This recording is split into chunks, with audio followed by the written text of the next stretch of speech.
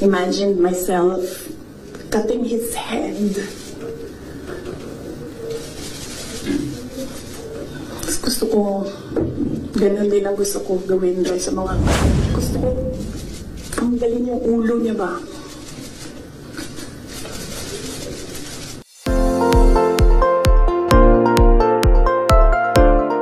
Sinabi ni Vice President Sara Duterte na gusto niyang pugutan ng ulo si Pangulong Bongbong Marcos Jr. dahil daw sa napahiyang estudyante noong dumalo sila sa isang graduation ceremony.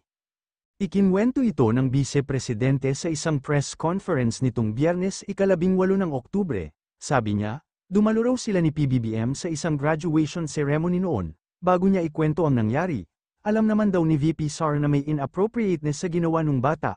Panuorin natin ang pahayag ng Vice Presidente.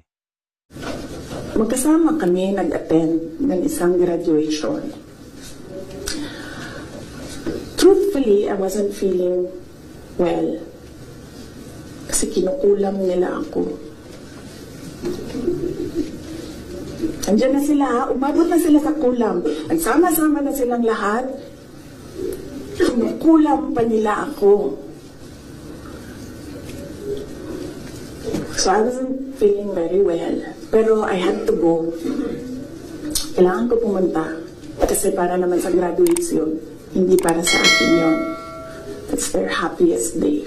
So nagsama kami.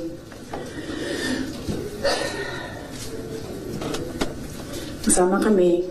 Katayo kami. Doon. And mayroong isang graduate.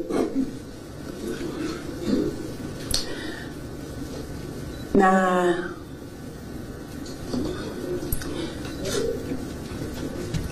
alam niyo, para sa akin, there was some sort of inappropriateness sa ginawa ng bata. Pero bata ito eh. So ikaw din, meron ka din dapat sana siguro pag-intindi kung saan nanggagaling yung bata.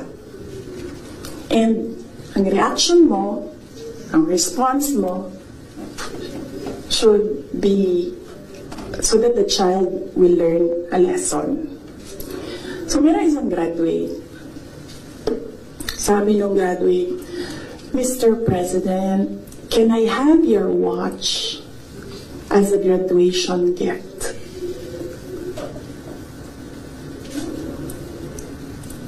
And narinig ko, katabi ako, diba? Narinig nung katabi ko. Narinig nung katabi ng katabi ko. But apparently, this guy, di niya alam kung ano isasagot niya. So, ang ginawa niya, pinaulit niya sa bata. What did you say? This time, syempre bata, hindi niya alam ba saan yung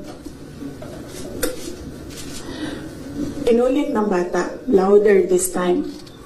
Mr. President, can I have your watch as a graduation gift? Nasagot niya. Why? Why will I give you my watch? At that point, may sakit na ako. Wasn't feeling very well. Nandun lang ako, nakakatayo ako dun kasi may kamot ako. Gusto ko, ang galing yung ulo niya ba?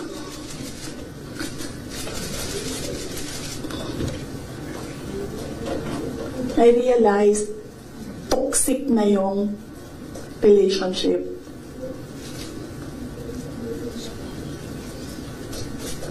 And it did not help na itong dalawang katabi ko, tumawa pa.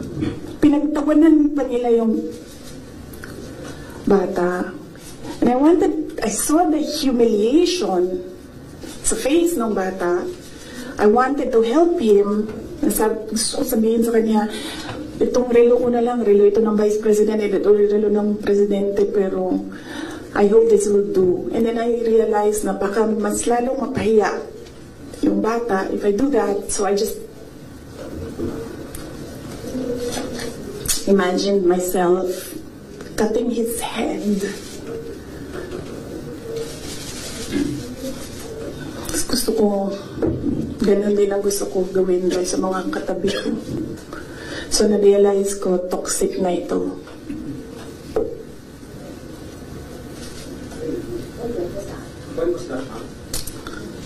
One of the graduation, hanapin niyo yung footage, makikita niyo doon yung mukha ko. Tsaka mukha niya. I-lip read niyo yung sinasabi niya. Why? Hanapin niyo yung footage, ma'am. Magtrabaho kayo konti, mag-research kayo.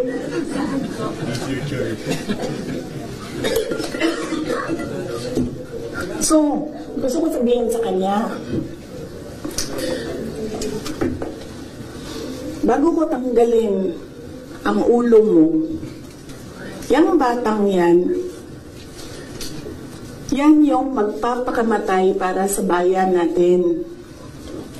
Nag-aral yan ng 4 na taon, naghirap yan ng 4 na taon, walang tulog araw-araw para mag-training kasi mamamatay yan para sa bayan natin.